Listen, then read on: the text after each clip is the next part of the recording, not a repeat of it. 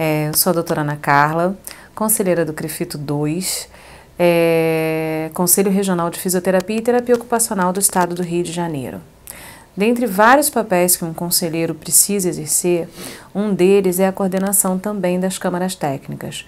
Eu componho também a Câmara Técnica, coordeno junto com o Dr. Rubens, a Câmara Técnica de Gerontologia, onde o tempo todo, a gente trabalha com a melhora do tratamento do idoso. Olá, sou o Dr. Rubens, fisioterapeuta e também coordenador da Câmara Técnica de Gerontologia, assim como a doutora Ana Carla. E como ela falou bem, a nossa atuação na Câmara Técnica é melhorias com relação à atuação na saúde do idoso, como também melhorias na atuação do próprio profissional, fisioterapeuta e terapeuta ocupacional na área do envelhecimento.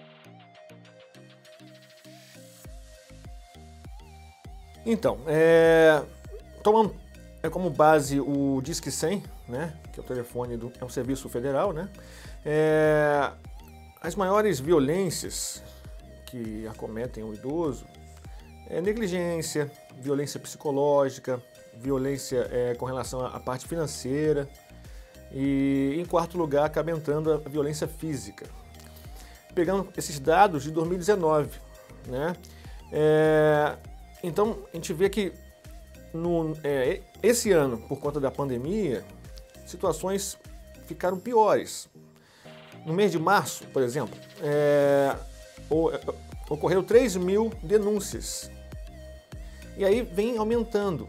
Em abril já foi para 8.000 e aí chegou em maio em 17.000. Então, quintuplicou o número de denúncias de maus tratos aos idosos nesse período, principalmente de pandemia.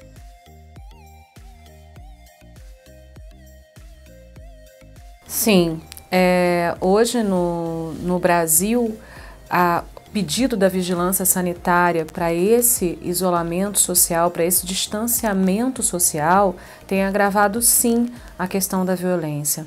Até porque existe uma questão de dependência mútua, O idoso muitas vezes depende desse familiar.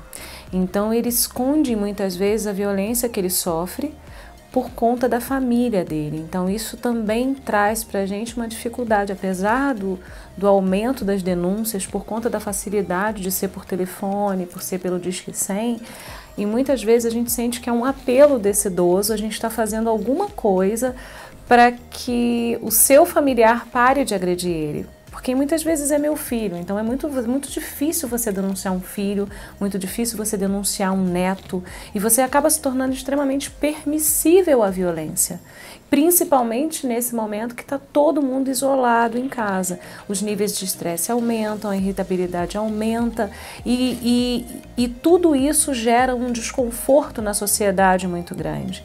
Então, a nossa atenção maior está sendo voltada por esse crescimento da violência no país e como a gente pode estar orientando as famílias em relação a isso.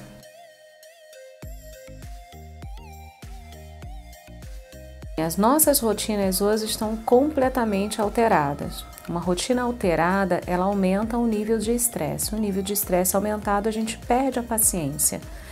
Então hoje nós vemos um país, uma população que agride verbalmente o seu idoso, até com grandes brincadeiras, a gente chama até de bullying com o idoso, que é vou comprar uma gaiola, vou prender você com um cadeado, você vai aprender a ficar dentro de casa de maneira ofensiva. Isso tinha que ser feito de maneira diferente, tinha que ser sido explicado a esse idoso o porquê que ele deve se manter em isolamento.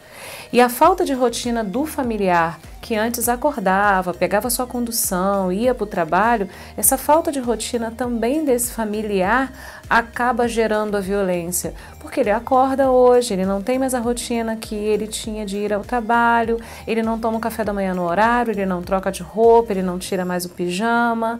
Isso vai aumentando a irritabilidade dentro de casa e a irritabilidade das relações. E essas relações, elas acabam ficando extremamente saturadas. Então, o que a gente enxerga nesse aumento da violência são relações familiares saturadas e sem a orientação devida.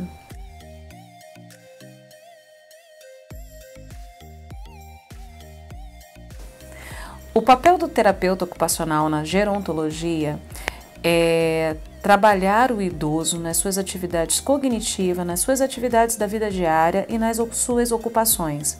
É muito interessante quando a gente fala nas suas ocupações. Nossa, mas o idoso ele já está aposentado, o idoso ele não precisa mais se ocupar, né? E é muito diferente disso.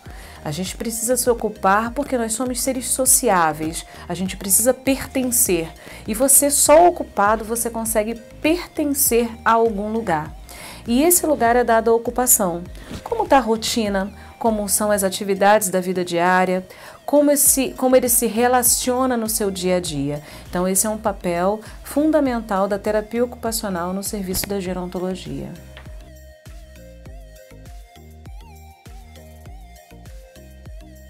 Então, o papel da fisioterapia no atendimento em gerontologia, né, é focar na funcionalidade, que atua basicamente na força muscular, no alongamento desses músculos, na construção de uma marcha melhor, de um equilíbrio melhor, de uma instabilidade, uma estabilidade, né, postural melhor no seu dia a dia.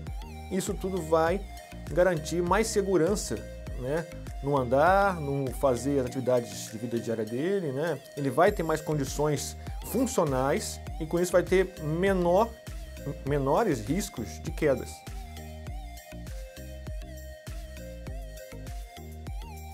Por conta da pandemia, sabe-se que o idoso é uma população de risco para sair às ruas, para ir no consultório. Mas como já foi normatizado pelo próprio COFITO, né, o atendimento à distância, o teleatendimento, nós temos a possibilidade de fazer isso. Então é passar para o familiar a importância da continuidade desse atendimento, porque esse idoso, por conta da inatividade, por conta do sedentarismo, ele vai perder mais massa muscular, mais força muscular, normal da sarcopenia, mas por conta da inatividade ele vai ter maior perda. E com isso vai ter maiores perdas da coordenação motora, do próprio equilíbrio postural. Então ele vai poderá ter maiores instabilidades durante a marcha, durante o equilíbrio, e isso é ruim para ele. Então nós temos que conscientizar através da comunicação, mostrar realmente a importância da continuação do atendimento ao familiar, para que ele então possa ser dada continuidade.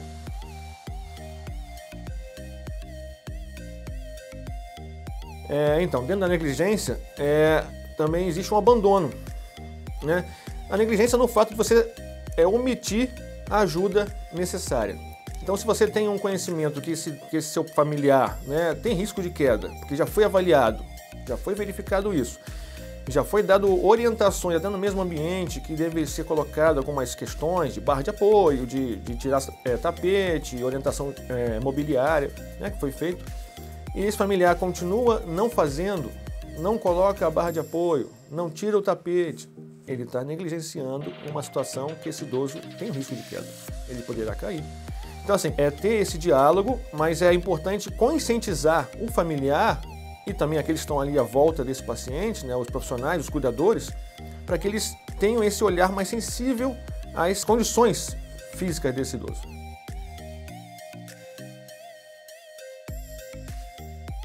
Na verdade, assim, todo paciente, a gente já vem acompanhando ele ao longo do tempo. Então, a gente já vem acompanhando desde a primeira consulta que foi feita, a avaliação desse idoso, a gente vem acompanhando e vem orientando os familiares e os cuidadores. Então, é mostrar realmente a cada passo a importância de se fazer determinado procedimento. Então, a gente vai apontar, através de escalas funcionais, de testes específicos, se esse idoso tem risco de cair, se esse idoso está com uma maior fraqueza em membros inferiores e por aí vai. Então a gente vai orientar determinados focos de exercício, de orientações terapêuticas, baseado no que nós avaliamos qualitativamente, quantitativamente. Então tem que passar essas informações com clareza, comunicação durante todo um processo de atendimento. Não é, logicamente, na primeira avaliação, na consulta, é orientado o que deve ser feito, mas isso vai ser construído ao longo do tempo.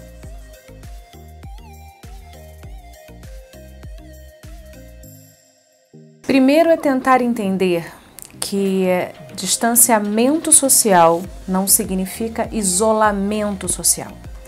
E qual é a diferença do distanciamento social para o isolamento social?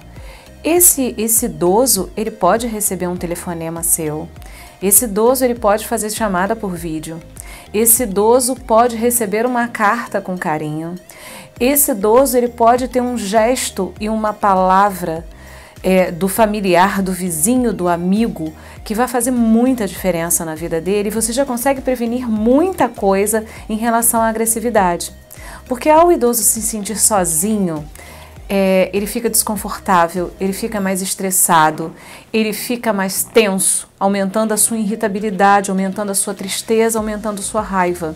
Então a gente consegue prevenir diversos sentimentos do idoso quando a gente fala que ao estender a mão, às vezes a gente gasta 2 minutos para dar um bom dia para um idoso que a gente conhece, para poder falar uma palavra carinhosa para ele que vai fazer diferença no dia dele inteiro.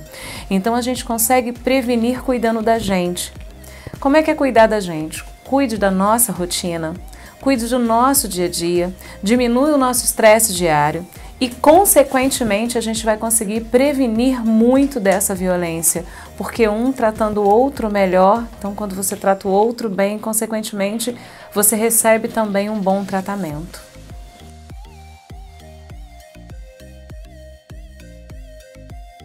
Bem, eu queria colocar a importância da categoria, né, de fisioterapeutas e terapeutas ocupacionais que atendem tanto os idosos, principalmente no domicílio, para que observem a rotina dos idosos, observem também como sinais que possam estar apontando algum tipo de maltrato. Observar se esse idoso está emagrecendo com uma certa velocidade, se ele tem algumas marcas pelo corpo. Então, assim, observar. Acho que quem acompanha o idoso, quem tem esse olhar gerontológico, esse olhar que é amplo, que verifica todas as dimensões, é esse olhar. Então é uma abordagem mais humana, mais humanizada. Então acho que assim, o que eu oriento é que tenham esse olhar, verifiquem, observem, conversem mais com os familiares e com os cuidadores ali presentes.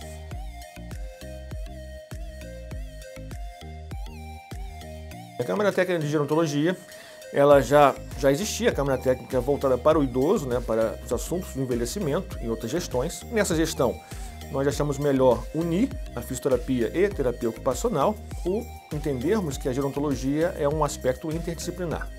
Então, foi muito importante essa união, onde podemos ter a visão, né, desse cuidado mais amplo que envolve a independência, que envolve a autonomia, que são assuntos abordados na fisioterapia e terapia ocupacional. E nossas ações têm sido de levar aos profissionais esse entendimento do que vem a ser o envelhecimento, como também ajudar nas inserções profissionais em diversas modalidades de atendimento ao idoso, principalmente nas instituições de longa permanência, né, os asilos, e também capacitar esses profissionais dentro dessa visão gerontológica e para que possa, logicamente, o papel do conselho servir a sociedade cada vez melhor. E na Câmara Técnica a gente tem uma troca muito boa da fisioterapia e da terapia ocupacional, por a gente estar junto, como a gente consegue não marginalizar, né, esse idoso, não permitir, é uma luta constante, que esse idoso se sinta à margem da sociedade. E nesse momento agora, principalmente de pandemia, a gente vem estudando, a gente vem pesquisando, a gente vem com artigos, né, baseados em evidências, né, para a gente poder levar ao profissional de fisioterapia e terapia ocupacional maior conhecimento e qualidade nos seus atendimentos ao idoso. Eu sempre falo, eu trato exatamente como eu quero ser tratada daqui a alguns anos. Então, se a gente colocar na nossa cabeça que eu quero receber o tratamento que eu estou dando para o meu paciente, eu sei que eu estou fazendo um bom trabalho. Então, eu sempre brinco, né? É isso que eu quero, é dessa forma que eu quero ser atendido e é esse atendimento que eu vou dar ao meu paciente, é isso que a gente busca.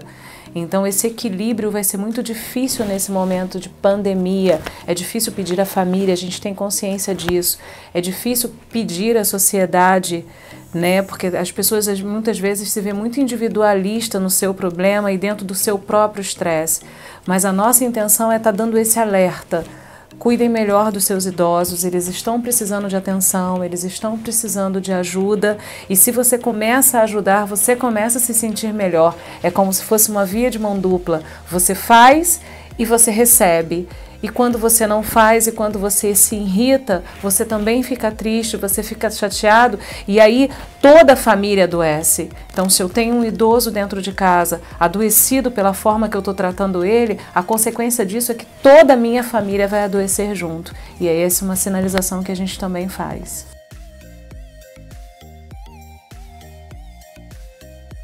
Na verdade, assim, nós temos, em termos legislativos, né, a lei, nós temos o Estatuto do Idoso, que é amplo, é riquíssimo. Mas em boa parte ainda não na plenitude dele, é aplicado, né? Então acho que os olhares dos nossos governantes devem cada vez mais focar na necessidade desse idoso de cumprir com aquilo que já está determinado na lei. Acho que é isso, é esse olhar dos nossos governantes na esfera federal, estadual, municipal, um olhar diante daquilo que já determinado, mas que precisa ser aplicado.